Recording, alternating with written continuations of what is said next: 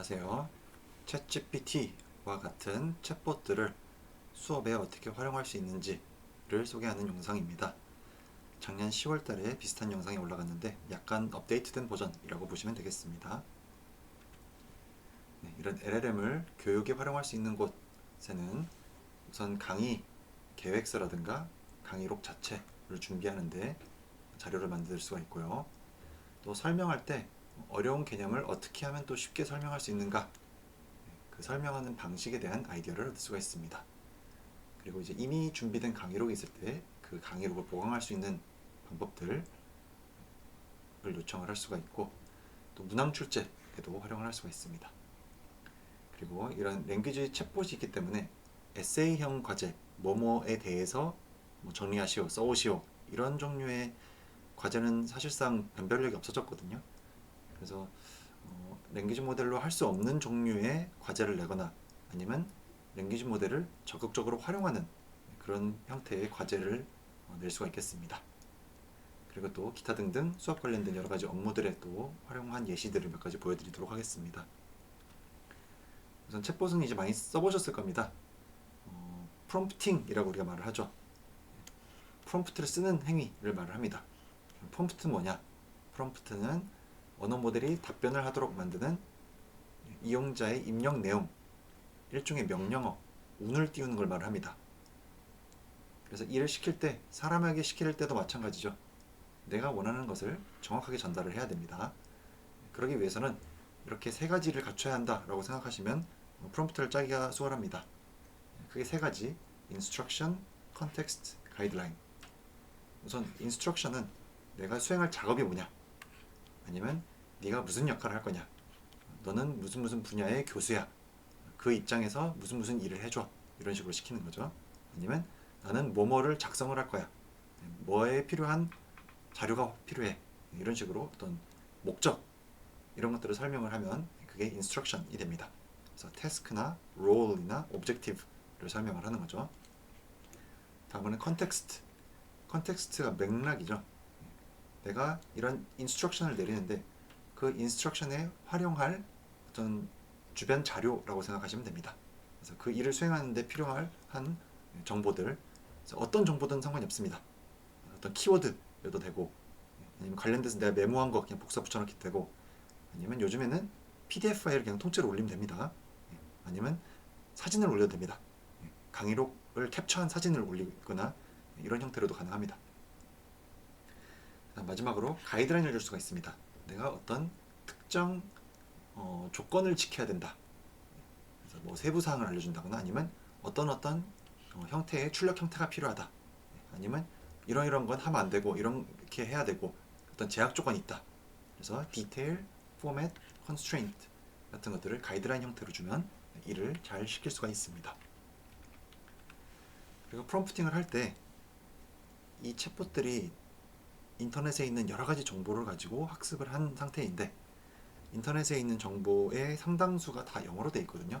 그래서 기본적으로는 영어를 잘하는 챗봇이고, 거기에 부가적으로 다른 외국어들도 좀씩 하는 그런 상황이라고 보시는 것이 맞습니다. 그래서 우리가 한국어로 시키면 대체로 속도도 느려지고 성능도 떨어집니다. 그래서 제가 추천하는 것은 일단 영어로 모든 작업을 다 진행하고 마지막에 번역을 하거나 아니면 최종 결과물만 복사해가지고 붙여넣기 하고 이걸 코리안으로 트랜슬레이션 해줘, 이런 식으로 일을 시키는 것이 더 좋은 것 같습니다. 그리고 앞서서 이제 컨텍스트를 제공한다고 했는데, 그 작업을 수행하는 데 필요한 여러 가지 정보, 그것을 요즘에는 이제 PDF 자료로 주는 것이 가능합니다. 그래서 지난주에 대규모 업데이트가 된 클로드.ai, 굉장히 성능 좋은 모델이거든요. 여기에 무료 버전에서도 PDF 파일을 업로드해서 일을 시킬 수가 있습니다. 그래서 저 같은 경우 강의록을 이렇게 업로드한다거나 해서 작업을 하고 있습니다. 또 챗GPT 같은 경우에는 유료 이용자의 경우에만 업로드가 가능합니다. 무료에서는 사용이 불가능합니다.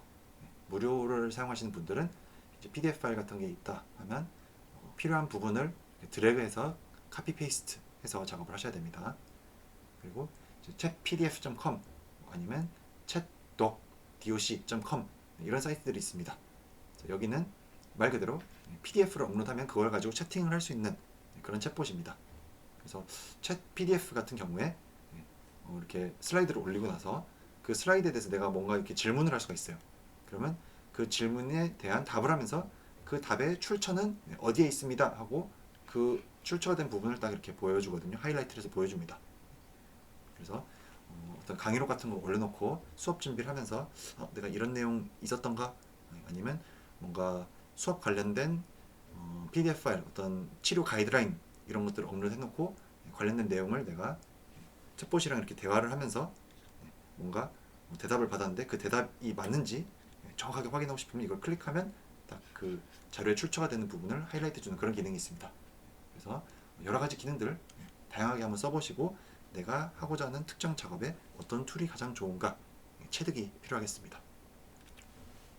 그리고 챗봇 하면 제가 제목에 썼던 챗GPT가 제일 유명한데 챗GPT 말고도 좋은 챗봇들이 많이 나와 있습니다. 그래서 제가 추천드리는 것은 이것저것 다 최소한 한 번씩은 써보는 겁니다. 우선 전통의 강자 오픈AI의 챗GPT 챗.9 틀렸네요. 챗.openai.com입니다. 뛰어난 유료 부가 기능이 있습니다. 그래서 챗GPT 같은 경우에는 무료로 쓰면 다른 챗봇들에 비해서 굉장히 뒤처지는 챗봇입니다. 오히려 유료로 썼을 때 최신 기능들, 가장 강력한 기능들을 쓸 수가 있습니다. 유료 결제를 했을 때 GPTs라는 여러 가지 상황에 맞춰서 최적화가 되어 있는 퍼스널라이즈드 모델, 커스텀 GPT 이런 것들을 쓸 수가 있습니다. 그리고 데이터 애널리스트라는 기능이 있는데 여기에다가 엑셀 파일 같은 것을 업로드를 해서 이걸 분석해줘 라고 하면 자기가 스스로 그 데이터의 형태를 파악을 해서 어떤 통계 분석을 하면 가장 좋은지, 그리고 그 결과를 가지고 어떤 식으로 그래프를 그려서 시각화를 하면 좋은지를 스스로 판단해서 코드를 쓰고 그 실행 결과를 보여줍니다. 그래서 그 결과에 대고 이 바 그래프를 세로에서 가로형으로 바꿔줘, 글씨는 이렇게 키우고 숫자를 퍼센트로 바꿔줘, 이런 식으로 내가 명령을 내리면 얘가 알아서 코드를 써가지고 그런 분석을 진행합니다. 그래서 그런 기능들을 쓰고 싶으시면 오픈AI의 챗GPT를 유료로 사용하셔야 되겠습니다. 그 다음으로 제가 또 추천드리는 챗봇은 엔트로픽에서 나온 클로드라는 모델입니다. 그래서 claude.ai에 가시면 되고, 이 모델 같은 경우에는 PDF 활용 능력이 아주 우수합니다. 그래서 강의 준비할 때 어떤 자료 같은 것들을 업로드해서 그걸 바탕으로 작업을 하실 때 제가 보기에 가장 유용한, 여기 나와 있는 챗봇들 중에서 가장 유용한 모델이 아닌가 라고 생각을 합니다. 저 같은 경우 개인적으로는 챗GPT와 클로드를 유료 결제해서 사용을 하고 있습니다. 다음으로는 구글 제미나이라는 모델입니다. 그래서 gemini.google.com에 들어가면 되고, 이 모델 같은 경우에는 자료 검색 능력이 가장 좋습니다. 아무래도 구글 검색이 연결되어 있기 때문에 어떤 웹상에 있는 어떤 자료를 검색해서 그걸 바탕으로 답을 필요하는 경우 제가 보기에 가장 성능이 좋은 것 같습니다. 그리고 또 재밌는 게 검증 기능이라는 게 있어가지고 쭉 답을 생성한 다음에 검증 버튼을 누르면 이 부분은 웹에 있는 데이터와 안 맞을 수가 있다, 자기가 스스로 판단을 합니다. 헐루시네이션일 수가 있다, 이런 것들 판단을 합니다. 이거는 검증이 됐다, 이건 검증이 됐다, 이런 식으로 표시를 해줍니다. 그리고 마지막으로 마이크로소프트 코파일럿 같은 경우는 이제 챗GPT에서 파생된 모델인데요. 마이크로소프트에서 자기들이 원하는 방향으로 약간 튜닝이 된 버전이라고 보시면 되겠습니다. 그런데 무료로 많은 기능들을 사용을 할 수가 있고 성능도 꽤 괜찮습니다. 챗GPT 무료 버전보다는 성능이 좋습니다. 여기서는 특히 제가 보기에 그림 생성 능력이 가장 좋습니다. 그래서 양약을 가르치는 의사를 그려줘 라고 요청을 했는데 그 중에서 이제 괜찮은 사진을 이렇게 제가 추려서 넣어봤습니다. 그래서 이 네 가지 모델 다 유료 버전이 따로 존재합니다. 그래서 만약에 이걸 다 최신 기능을 다 써보고 싶다 라고 하면 요거 20불, 요거 20불, 20불, 20불에서 80불을 내고 써야 됩니다. 꽤 부담스럽죠. 그래서 제가 보기에 한 달 정도씩 돌아가면서 이렇게 한 번씩 결제해서 써보면 어떨까, 이렇게 생각을 합니다. 자, 이제 본격적으로 이제 수업을 준비할 때 이런 랭귀지 모델 챗봇을 활용할 수 있는 곳들을 예를 들어서 설명을 한번 해보겠습니다. 그래서 처음은 우선 이제 강의 계획서, 렉처 코스 실러버스를 쓸 때 좋습니다. 그래서 특히 이제 아마 학부 교육은 이제 의대 선생님들이시니까 한 학기를 통으로 가르치는 경우는 없어가지고 실러버스를 쓸 일은 없을 텐데, 저 같은 경우 의학과 한 학기 가르치는 강의도 있고 이제 대학원 강의 같은 경우에 맡은 것들이 있어가지고 그런 것들을 강의 계획서를 작성할 때 이런 식으로 쓰고 있습니다. 그래서 뭐 create a 15-week syllabus 이런 것들을 포함하고 하지만 이런 거에 한정되지 않고 다양한 토픽들을 넣어가지고 한번 코스를 짜줘 라고 하고, 제가 이제 꼭 포함시키고 싶은 내용들을 넣어가지고 이렇게 15주차에 맞게 셀러버스를 한번 초안을 받을 수가 있습니다. 그래서 이제 이걸 수정해서 사용하시면 되겠죠. 그래서 일단 영어로 이렇게 뭔가 피드백을 주고받고 해서 완성을 시킨 다음에 이제 맨 마지막에 저 같은 경우 이걸 이제 한국어 버전으로도 작성을 해주세요 라고 해서 영어 버전 셀러버스, 한국어 버전 셀러버스를 이렇게 둘 다 업로드하는 식으로 작업을 하고 있습니다. 다음으로는 강의록을 준비를 할 때 우리가 비어있는 강의록, 비어있는 종이 하나 놓고 강의록을 준비하려면 굉장히 어렵죠. 그래서 강의록 개요를 우선 띄워놓고 그 다음에 거기부터 시작을 하면 작업이 훨씬 편해집니다. 그래서 예를 들어서 제가 헤파틱 클리어런스에 관련해서 양리학 강의 2시간을 준비를 하고 있다. 강의 대상은 의대 2학년 학생들이다. 그리고 그 앞에 이미 들었던 수업의 제목들을 몇 개 적어주면서 이런 건 이미 학생들이 배웠다. 이걸 바탕으로 여러 가지 컨텍스트를 지금 준 거죠. 이걸 바탕으로 렉처의 디테일드 아웃라인을 써줘. 이렇게 하면 이제 제가 2시간이라는 정보를 줬기 때문에 여기에 맞춰서 인트로덕션 15분 여기에 다룰 내용들, 그 다음에 리버 아나토미 앤 블러드 서플라이 이것도 15분 어떤 내용이 들어갈지, 그 다음 헤파틱 드러그 메타볼리즘의 메커니즘에 대해서 또 30분 어떤 내용이 들어갈지, 이런 식으로 시간까지 배정을 해서 줍니다. 그래서 굉장히 준비하는 데 도움이 많이 됩니다. 이렇게 놓고 내용을 좀씩 이제 구성을 바꿔가면서 준비를 하시면 되겠죠.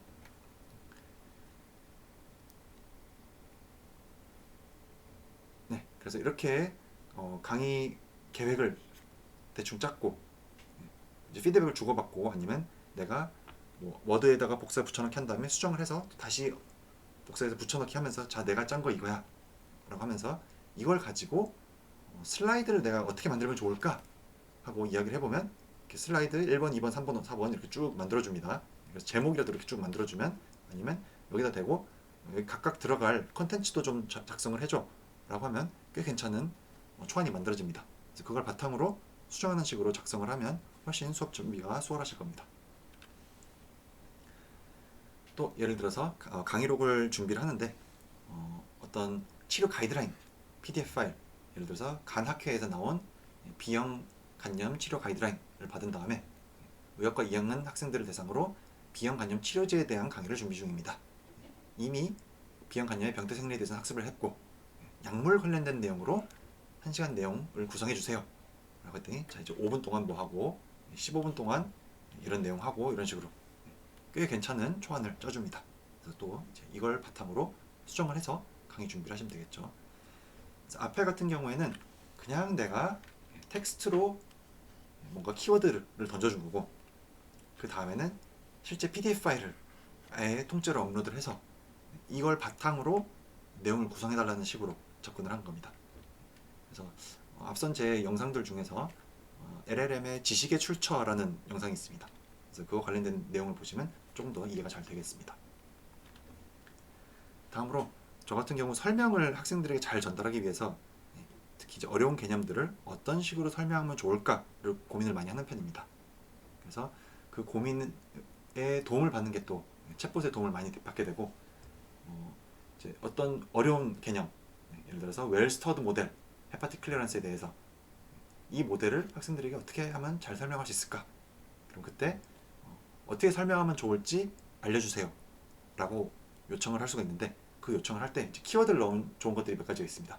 예를 들어서 relative concept, 상대되는 개념이랑 comparative approach, 비교 설명하는 방식의 접근을 사용을 해줘. 이렇게 하면 제가 요청했던 거는 웰스터드 모델인데, 웰스터드 모델의 상대가 되는 패럴렐 튜브 모델이나 디스퍼션 모델의 내용도 같이 언급해서 이 두 가지랑 이렇게 서로 비교를 해서 설명을 해줍니다. 그러면 훨씬 더 이해가 잘 되겠죠. 그렇게 하고 맨 마지막에 서머리 테이블을 그려줘 라는 말까지 요청을 해서 이렇게 서머리 테이블까지, 그러면 학생들이 훨씬 이해를 하기 좋은 형태로 자료를 제시를 할 수가 있겠습니다. 또 예를 들어서 PPI의 메커니즘에 대해서 설명을 하는데, 그러면 PPI가 뭐 어떻게 결합하고 이런 것만 설명을 하는 게 아니고, 아예 저 같은 경우 이렇게 요청을 했습니다. Give me a step-by-step explanation of how the drug is delivered to the site of action and gets activated. 그런데 어디부터 시작을 하냐면 starting from taking the drug, 약을 먹는 단계부터 시작해서 그게 위장관에서 흡수가 되어가지고 전신순환을 통해서 위장 근처까지 가가지고 파라이탈 셀까지 가가지고 셀 안에 이제 들어가고 분비가 되어서 이제 산 환경에 노출되어서 액티베이션이 되고, 이런 식으로 차근차근 정말 스텝 바이 스텝으로 설명할 수 있는 이런 설명을 제공을 받을 수가 있습니다. 그래서 저 같은 경우 이렇게 요청을 했는데 이 부분이 조금 단계가 몇 개가 빠진 것 같았어요. 그래서 이 부분 단계를 이제 보강을 해줘 라고 해서 아주 자세히 설명을 받아서 이렇게 학생들에게 차근차근 설명을 해줄 수가 있었습니다. 또 뭔가 이제 개념적인 걸 설명을 할 때 예를 들어서 competitive inhibition과 non-competitive inhibition에 대한 설명을 하려고 하는데 analogy와 real world example을 줘서 설명할 수 있게 도움을 줘, 이런 식으로 요청을 했습니다. 그래서 어떤 비유를 들고 실제로 여기에 해당하는 real world example, 실례를 들어서 설명을 할 수 있도록, 그래서 이렇게 competitive inhibition은 이제 춤을 추는 거에 비유를 했어요. 또 non-competitive inhibition에 대한 내용도 이제 앞에서 춤에 대한 비유를 가지고 이제 그 차이를 이제 설명하는 식으로 그렇게 접근을 했습니다. 네, 다음으로는 이제 강의록을 이미 만든 다음에 그 강의록을 가지고 할 수 있는 작업들 몇 가지를 보여드리겠습니다. 첫 번째는 강의 내용을 보강하는 겁니다. 그래서 어떻게 고치면 좋을지 알려줘 하고 내 강의록 파일을 이제 PDF로 변환해서 이렇게 업로드를 했습니다. 그러면서 자, 이 첨부된 파일은 내가 양력 강의를 하는 렉처 슬라이드야. 이거를 어떻게 하면 개선시킬 수 있을지 조언을 해주세요. 이런 식으로 요청을 했습니다. 그랬더니 쭉 몇 가지 항목들을 이야기를 했습니다. 그 중에서 클리니컬 컨텍스트에 대한 설명을 좀 넣어주면 좋겠다. 괜찮은 것 같아가지고, 그러면 1번이랑 6번은 뭔가 마지막에 요약, 테이크홈 메시지 요약이 있으면 좋겠다라는 내용이 있었습니다. 그래서 그러면 1번과 6번에 대해서 도와주세요. 이걸에 도움을 주세요. 라고 또 요청을 했습니다. 그랬더니 클리니컬 컨텍스트 관련해가지고 몇 가지 임상 상황에서 이런 이뇨제들이 어떤 식으로 사용되는지에 대한 예시를 보여주는 그런 것들을, 자료들을 만들어줬고, 또 마지막 정리 슬라이드에 어떤 내용이 들어가면 좋을지 예시를 또 만들어줬습니다. 다음으로 제가 가장 좋아하는 프롬프트 중 하나입니다. 뭐냐면 이제 강의록을 준 다음에 그 강의록을 보고 학생 입장에서 질문을 해달라고 요청을 하는 겁니다. List 10 questions a curious student may ask after this lecture. 그리고 답도 포함을 시켜달라고 이렇게 요청을 했습니다. 안 그러면 질문만 해버리니까요. 그래서 10가지 학생 수준에서 할 법한 질문을 만들어줬습니다. 그럼 저는 이 질문들을 보고 수업하면서 만약에 이런 질문이 들어왔을 때 어떻게 대답을 해주면 좋을까 미리 준비를 할 수도 있고, 아니면 이런 부분들을 학생들이 궁금해할 만한 포인트들이니까 제가 강의록 쭉 설명을 하면서 이 부분들을 이제 한 번씩 터치를 해주고 넘어가는 겁니다. 그렇게 하면 강의가 훨씬 학생들이 이해하기가 좋은 형태로 되겠죠. 또 이것도 제가 좋아하는 프롬프트입니다. What are some fun facts? 재미있는 토막 상식. 이 슬라이드를 보고 여기에 추가하면 좋을 재미있는 토막 상식을 알려줘. 이렇게 요청을 했습니다. To make the lecture more interesting. 그래서 이런 것들을 이렇게 중간중간에 하나씩 던져주면 학생들이 훨씬 집중이 유지가 잘 되고 재미있게 강의를 들을 수가 있겠죠. 그래서 이제 앞에서 보여드렸던 이뇨제 강의에 대한 내용들을 넣을 만한 것들을 이렇게 쭉 이야기를 해줬습니다. 예를 들어서 카페인도 이뇨제에 해당하고 다이어레틱 이펙트가 있다. 아니면 뭐 술도 다이어레틱인데 바소프레신 세크리션을 억제하기 때문에 그렇다. 뭐 이런 것들 중간중간 설명 넣어주면 굉장히 재밌겠죠. 다음으로 이제 문항 출제에 활용을 하는 겁니다. 그래서 간단하게 강의록을 업로드하고 OX 퀴즈를 만들어줘 라고 요청하면 쫙 금방 뽑아줍니다. 그래서 예를 들어서 뭐 오스모틱 다이어레틱은 튜블러 플루이드에 오스몰라리티를 올려서 동작한다. Yes or no. 이런 식으로 퀴즈를 쫙 만들어주거든요. 그럼 이 퀴즈를 아마 이제 학교마다 다 다르실 텐데 뭐 LMS 같은 게 있으면 수업 시작할 때 퀴즈를 이렇게 생성을 해서 학생들이 자기 폰으로 접속해가지고 퀴즈를 볼 수 있는 그런 시스템이 되어 있는 학교들도 아마 있을 겁니다. 그런데 넣어가지고 간단하게 이렇게 도입부에 퀴즈를 본다거나 아니면 수업을 마무리할 때 퀴즈를 본다거나 이런 식으로 하면 굉장히 좋습니다. 저 같은 경우 학교 LMS보다는 이 카후트라는 툴이 있는데 이 툴이 굉장히 괜찮더라고요. 제가 미리 이렇게 퀴즈를 생성을 해놨습니다. 그런 다음 이제 강의실에 가서 이렇게 실행을 시킵니다. 그러면 이렇게 핀 번호가 떠 있고 kahoot.it라는 사이트에 각자 자기 핸드폰 같은 걸로 아니면 패드 같은 걸로 들어가 가지고 접속을 할 수가 있습니다. 이렇게 QR 코드를 찍어도 되고요. 이렇게 접속을 하면 이 앞에 프로젝터 아니면 화면에 문제가 나오고 거기에 답안들이 이렇게 나옵니다. 그러면 이 답을 보고 예를 들어서 답이 요거다 라고 하면 자기 핸드폰 화면에서 요걸 클릭을 하면 되는 겁니다. 그런데 이게 점수도 나오고 리더보드도 나오고 누가 1등이고 막 이렇게 순위도 바뀌고 굉장히 재밌거든요. 그래서 이런 거 한번 하면 학생들이 굉장히 재밌어 하고 저 같은 경우 정리 퀴즈 용도로 활용을 합니다. 그래서 퀴즈를 풀고 앞에서 했던 설명이랑 이렇게 연결해 가지고 한 번 더 리콜을 한번 시켜주는 방식으로 활용을 하고 있습니다. 또 멘티미터라는 것도 있는데 멘티미터 같은 경우에 이렇게 슬라이드 형태로 웹을 통해서 실행을 시킬 수가 있거든요. 근데 여기에 뭔가 실시간 학생 반응을 넣을 수가 있습니다. 예를 들어서 라지 랭귀지 모델에 대해서 들어보셨나요? 많이 들어봤다. 들어본 것 같다. 처음 들어본다. 그러면 학생들이 이제 자기 폰에서 누르면 이 바그래프가 이렇게 실시간으로 막 바뀝니다. 그래서 이런 것들 반응을 예를 들어서 학생들에게 미리 사전 지식에 대한 설문을 이렇게 해서 그 사전 지식 미리 알고 있는 정도에 맞춰가지고 강의 난이도를 조절한다거나 아니면 중간에 넣어가지고 지금 속도가 너무 빠르다, 느리다, 난이도가 너무 높다 이런 것들 한번 이렇게 넣어가지고 학생 반응을 한번 유도를 하면서 주의도 한번 환기시키고 거기에 페이스를 또 조절을 하거나 이런 식으로 또 활용을 할 수가 있겠습니다. 다음 이제 좀 심각한 문항을 출제할 때도 활용을 할 수가 있습니다. 그래서 객관식 문항도 출제를 할 수 있는데 이때 출제할 때 제가 사용하는 방법입니다. 어떻게 하냐면 멀티플 초이스 퀘스천을 N개를 내줘 어태치 렉처 슬라이드를 보고 제 슬라이드를 이렇게 PDF로 업로드를 했습니다. 그러면서 이제 follow the guidelines 하면서 제가 작성한 가이드라인을 줬습니다.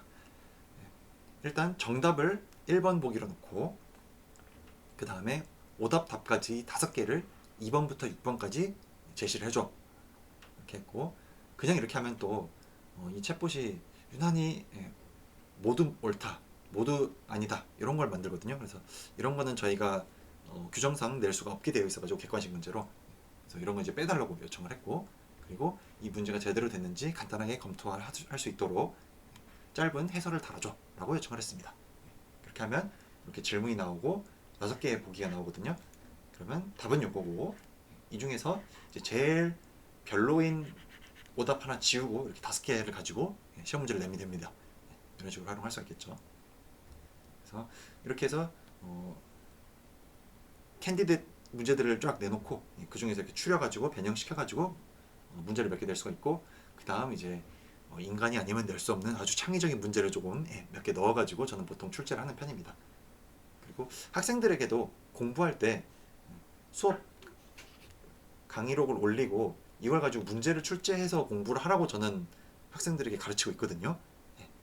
그러면 교수도 생성해서 내고 학생도 생성해서 공부하고 하면 이게 얼마나 겹칠지는 저도 잘 모르겠습니다. 그래서 그냥 사용하는 것보다 당연히 좀 변형을 해서 사용하시기를 추천을 드립니다. 다음으로 이제 과제에 대한 이야기를 좀 해보겠습니다. 이런 LLM, 라지 랭귀지 모델, 이런 챗봇들이 보급이 되면서 뭐뭐에 대해 기술하시오 이런 형태의 에세이형 보고서 이런 거는 이제 사실상 교육적 효과가 없을 것 같습니다. 어떤 학교들 같은 경우에 챗봇 이런 거 활용 금지라고 하고 있는데 이 금지 정책은 제가 보기에는 잘못됐다고 생각을 합니다. 왜냐면 금지를 시켜놓고 학생이 이걸 사용했는지 안 했는지 정확하게 검출해낼 수가 없거든요. AI 디텍터 이런 것들이 있긴 한데 이게 100% 정확하지 않습니다. 예를 들어서 99% 정확하다. 그러면 한 사람을 잘못 디텍션을 해서 너 AI 썼으니까 빵점이야. 이렇게 할 수가 있을까요? 오히려 부작용이 더 크다고 봅니다. 그래서 활용을 금지하는 것은 잘못 이제 문제가 있을 수가 있고, 그리고 지금 공부하는 이 학생들은 앞으로 의사가 돼가지고 이런 챗봇 AI, 제너러티브 AI 이런 툴들을 자기 일상생활과 의료 환경에서 계속 사용해야 될 그런 세대입니다. 그러면 이거를 어떻게 하면 더 잘 사용할 수 있는지 그쪽으로 좀 이끌어가 줄 필요가 있다고 생각을 합니다.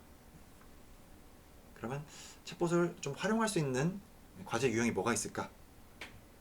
한 가지는 LLM 챗봇으로 뭔가 결과를 생성해 놓고 그 결과를 가지고 한 단계 더 하는 그런 형태의 과제가 있겠습니다. 또 하나는 랭귀지 모델을 가지고 할 수 있는 그런 부분들이 있고, 그런 부분들은 이제 랭귀지 모델을 쓰든 아니면 자기가 스스로 하든 알아서 해결을 하고, 그 다음에 맨 마지막에 주체적으로 궁금증을 찾아서 탐구할 수 있는 형태의 항목을 하나 더 추가하는 이런 방식이 괜찮은 것 같습니다. 제가 냈던 과제 하나 예를 보여드리면 어떤 제너러티브 AI, 의학에서 사용되는 제너러티브 AI에 대한 영상이었습니다. 그래서 이 영상을 보고 다음 내용을 포함하여 자유로운 형식으로 기술하시오, 이렇게 과제를 냈습니다. 그래서 랭귀지 모델이 의료 분야에 왜 관심이 많은가, 그리고 헐루시네이션이 무엇인가, 이게 의료 분야에서는 또 어떤 의미를 가지는가, 그리고 헐루시네이션을 줄이는 방법, 이런 것들. 요거는 사실 그 영상의 자막을 가져다가 랭귀지 모델에게 주고 이거에 대해서 답해줘라고 하면 그대로 할 수가 있습니다. 쉽게 됩니다. 하지만 이제 학생이 스스로도 할 수 있는 부분이고, 그 다음에 마지막에 인터뷰 내용 중에서 궁금증을 유발하는 내용 한 가지, 그리고 그거에 대해서 개인적으로 조사한 내용, 이 내용도 솔직히 학생이 챗봇에게 주고 써달라고 그러면 써줄 겁니다 아마. 그런데 굳이 그렇게 할까요?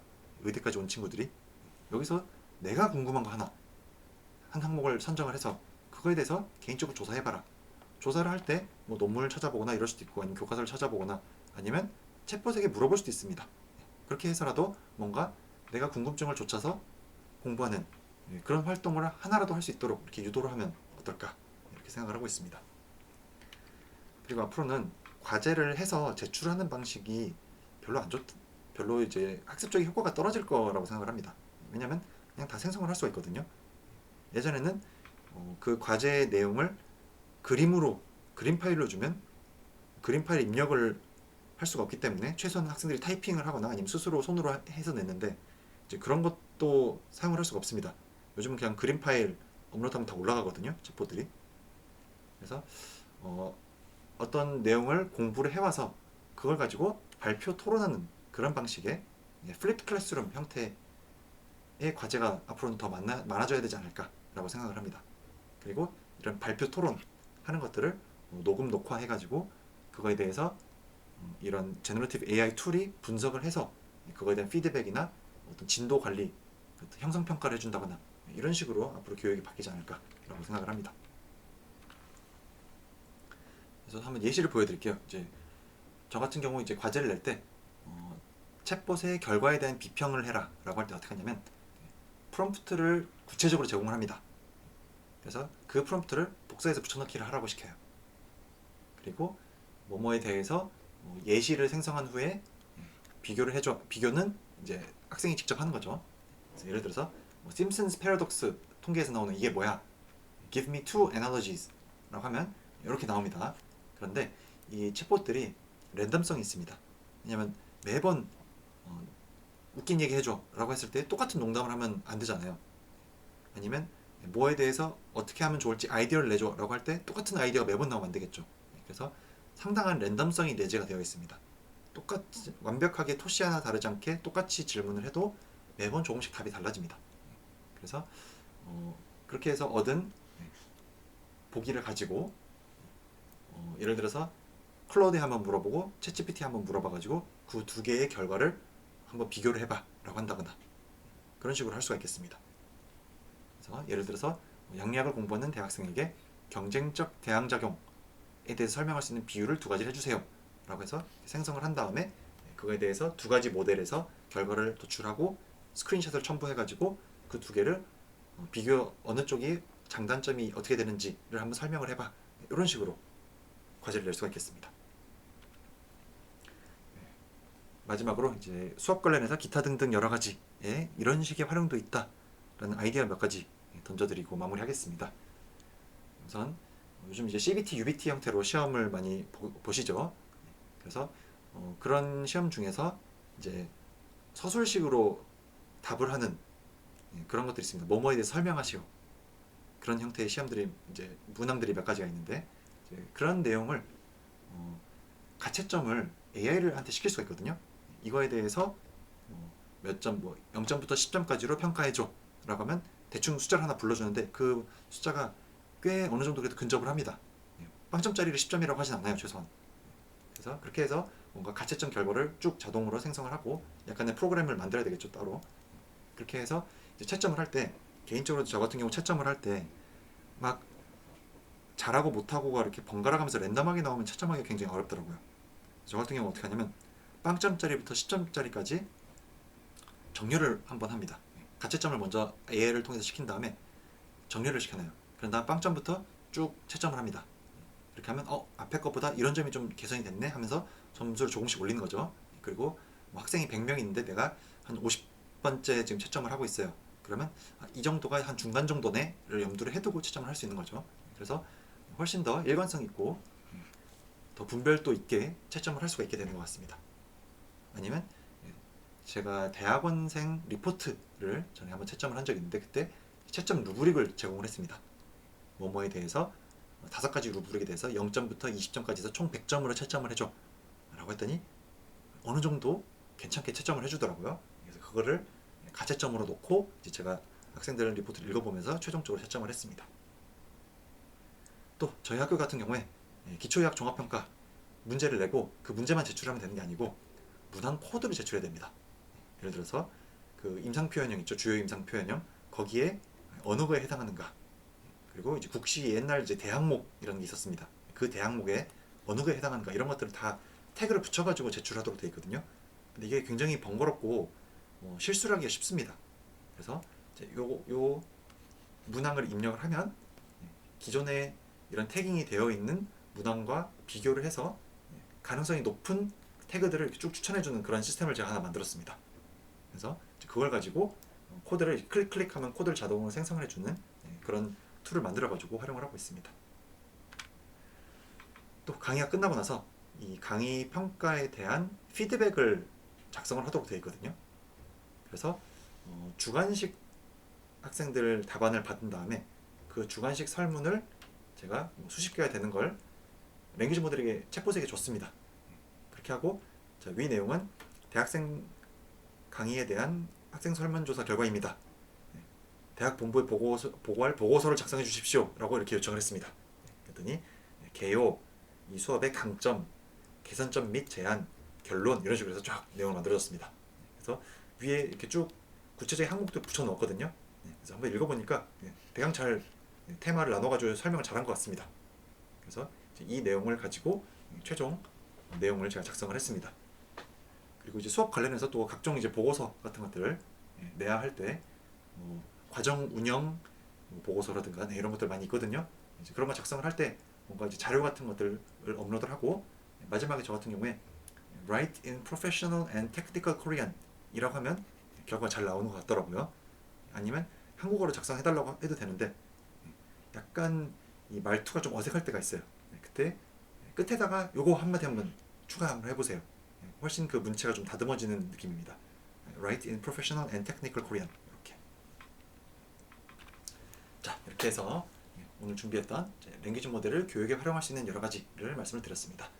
강의 계획서, 실러버스를 짜거나 강의록 작성을 할 때 키워드를 주고 작성을 한다거나 아니면 가이드라인 같은 걸 업로드하고 작성을 한다거나 이런 게 가능했고, 이제 어려운 개념을 학생들이 어떻게 풀어 설명하면 좋을까에 대한 아이디어를 얻을 수 있는 comparative approach, 아니면 스텝 바이 스텝으로 단계별로 설명하는 거, 아니면 analogy and example 이런 거 내용 말씀드렸고, 또 강의 내용, 강의록을 업로드하고 이걸 보강할 수 있는 어떻게 개선하면 좋을까에 학생 입장에서의 어떤 질문이 들어올 수가 있을까? 토막상식 추가해줘. 이런 얘기 말씀드렸죠. 그리고 문항 출제를 할 때 OX 퀴즈 만들어서 수업 시간 퀴즈로 활용을 한다거나 이제 좀 제대로 된 객관식 문제를 생성을 한다거나 그리고 챗봇을 이용하는 과제 유형에 대한 아이디어를 몇 가지 말씀드렸습니다. 마지막으로 기타 등등 여러 가지에 대한 말씀을 드렸어요. 그래서 제가 의학과 메디컬 터미놀로지 코스의 강사로 들어가는데 이제 거기에 챗GPT를 이용해서 플리트 러닝을 시행을 했거든요. 그래서 학생들에게 어떻게 했냐면 여러 가지 프롬프트를 쭉 주고 이 프롬프트대로 공부를 하고 발표 준비를 해가지고 들어오세요 라고 해서 이제 발표도 하고 토론도 하고 이런 식으로 진행을 했습니다. 그래서 이 과정 중에 이제 이 내용에 대해서 질문을 할 만한 걸 학생이 할 만한 질문을 알려줘 이런 것도 들어있어가지고 학생들이 사실 발표를 한 다음에 자 발표에 대해서 한번 질문해보세요 라고 하면 아무도 손을 안 들거든요. 그때 이제 이런 거 활용을 하면 뭔가 궁금증을 유발할 만한 그런 질문들을 뽑아주기 때문에 좀 더 수업이 수월하게 진행이 됐던 것 같습니다. 그리고 이제 이런 랭귀지 모델들에 의해서 우리 의학교육이 이제 앞으로 어떻게 바뀔 것인가에 대한 내용을 또 제가 작성한 글이 있어서 한번 읽어보시면 좋을 것 같습니다. 그리고 앞에서 보여드린 그 랭귀지 모델을 활용한 형태의 과제에 대한 아이디어는 이 두 가지 논문에서 가지고 와서 말씀을 드렸습니다. 제가 준비한 내용은 여기까지입니다. 마치겠습니다.